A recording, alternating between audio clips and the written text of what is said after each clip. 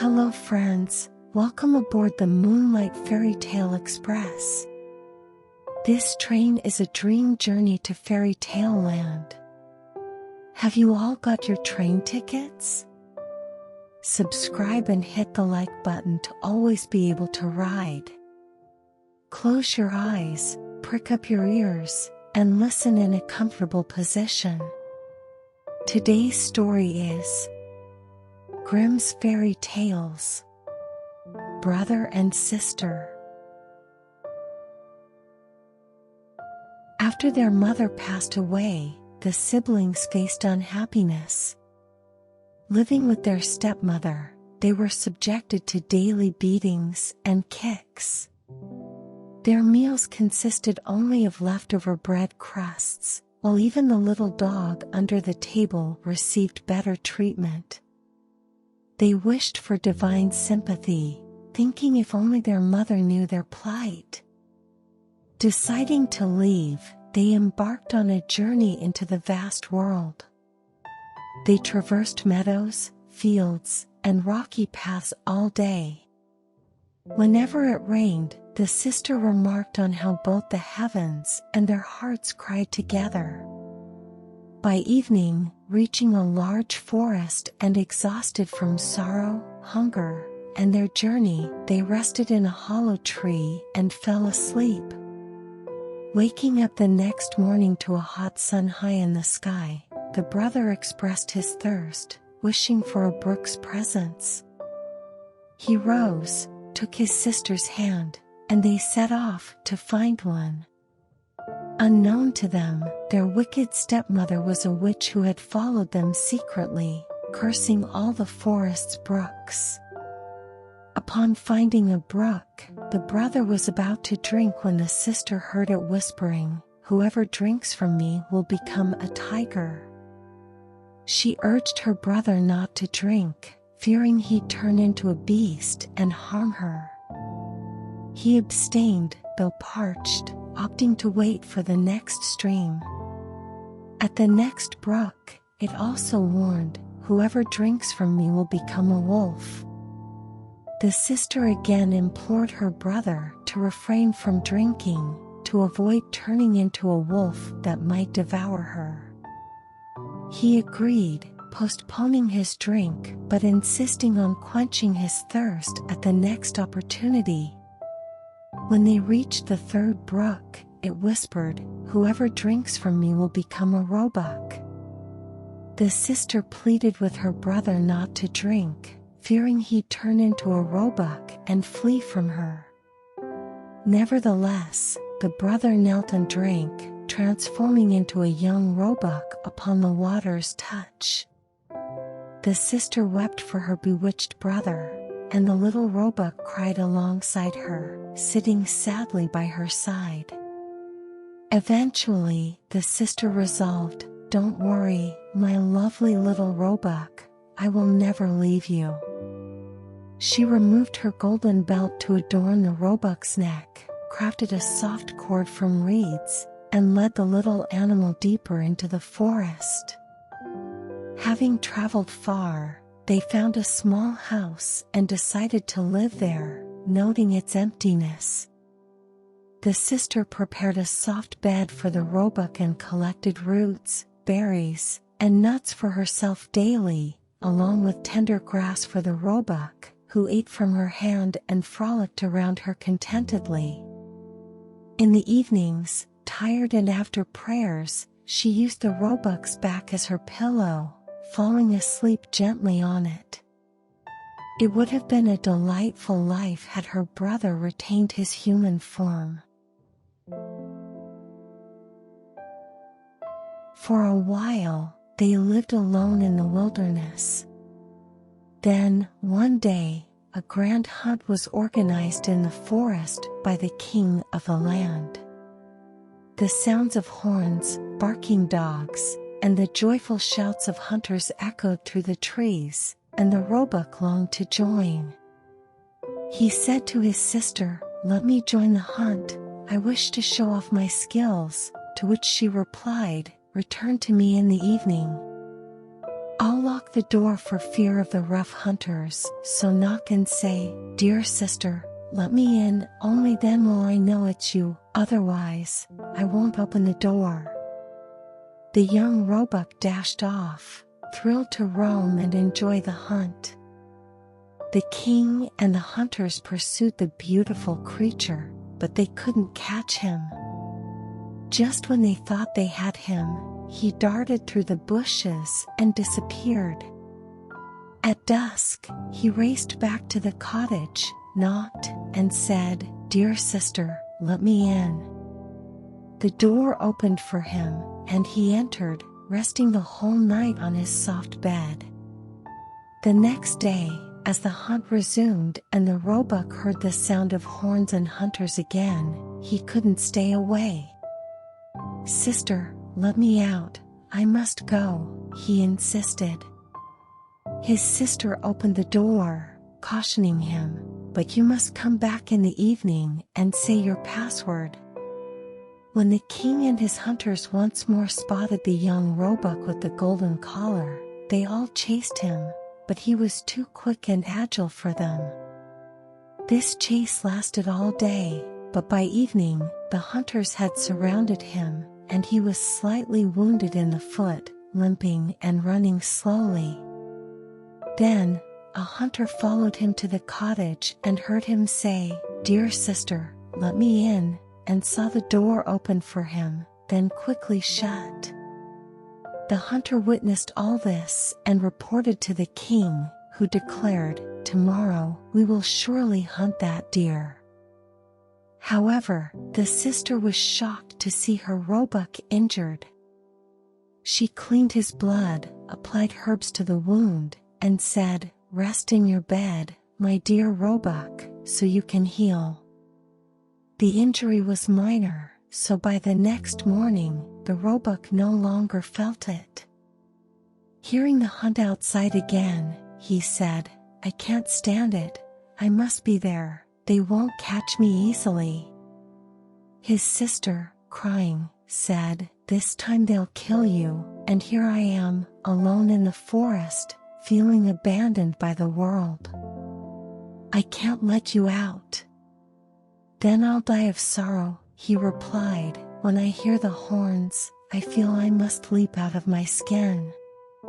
Reluctantly, with a heavy heart, she opened the door for him, and the roebuck sprang into the forest. When the king saw him, he instructed his hunters, "Chase him all day long till nightfall, but be careful not to harm him." As the sun set, the king said, "Now, let's go to the cottage in the forest." Arriving at the door, he knocked and called out, "Dear little sister, let me in." The door opened, and he entered, finding the most beautiful maiden he had ever seen. Surprised to see a man with a golden crown instead of her roebuck, the maiden was startled. However, the king smiled kindly at her, extended his hand, and said, "Will you come to my palace and be my dear queen?" "Yes," she replied, "but the little roebuck must come with me, I cannot leave him behind."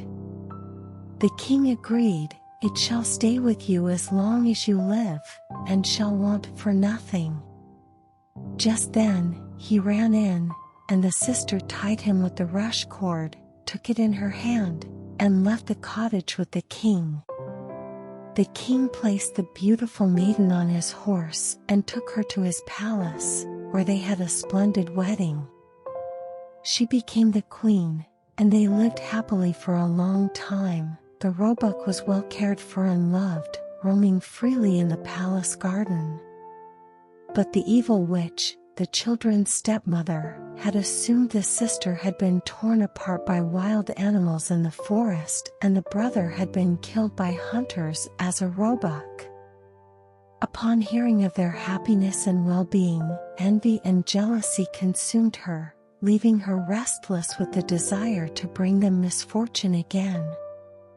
Her own daughter, ugly as night and with only one eye, complained, "A queen. That should have been my fate." "Be quiet," the witch consoled her. "When the time comes, I'll be ready." As time passed and the king was away, the queen gave birth to a lovely little boy. Seizing the opportunity, the old witch, disguised as a maid, entered the queen's room, saying, "The bath is ready, it will rejuvenate you, hurry before it cools." Together with her daughter, they led the frail queen to the bath, placing her in it before quickly locking the door behind them. They ignited a fire of hellish intensity in the bath, soon suffocating the beautiful young queen. After the witch executed her dark deed, she placed her daughter in the queen's bed, disguising her to mimic the queen's appearance, yet unable to replicate the missing eye. To prevent the king from noticing, she had her lie on the side without the eye. When the king returned home, elated by the news of his son's birth, he intended to visit his beloved queen. However, the old woman hastily advised keeping the curtains closed for the queen's health, claiming she needed rest and should not be exposed to light. The king, unaware of the deceit, complied. But as midnight approached and everyone was asleep, the nurse was sitting by the baby's crib in the nursery, awake alone. The door opened, and she saw the ghost of the dead queen enter. She took the baby from its crib, cradled him in her arms, and breastfed him. Then, she fluffed the baby's pillow, laid him back down, and covered him with a little blanket. She did not forget the deer either. She went to its corner and gently stroked its back. Then, she quietly left through the door again. The next morning, the nurse asked the guards if someone had entered the palace during the night, but they said, "We saw no one." She came many nights without uttering a single word. The nurse always saw her, but could not speak of it to anyone. After some time, the queen began to speak to the baby during her nightly visits. "My little one, are you doing well? My dear, are you doing well? I will come only 2 more times and then never again." The nurse witnessed this and, after the queen left, she told everything to the king. The king said, "God, what is happening? I will stay by the child tonight." In the evening, he went to the nursery, and at midnight the queen appeared again and said, "My little one, are you doing well? My dear, are you doing well? I will come only 1 more time and then never again." Before she vanished, she breastfed the child as before. The king could not bring himself to speak to her, but watched again the next night. Then she said, "My little one, are you doing well? My dear, are you doing well? I will not come again after this." The king could no longer restrain himself and approached her, saying, "You must be my beloved queen." She replied, "Yes, I am your beloved queen," and at that moment, she was brought back to life by God's grace. She then told the king about the evil witch and her daughter who had wronged her. The king ordered them to be brought before the judge, and a sentence was passed. The daughter was taken to the forest and torn apart by wild animals, while the witch was thrown into fire and burned miserably. As soon as she turned into ashes, the deer became human again, and thus the siblings lived happily together for the rest of their lives.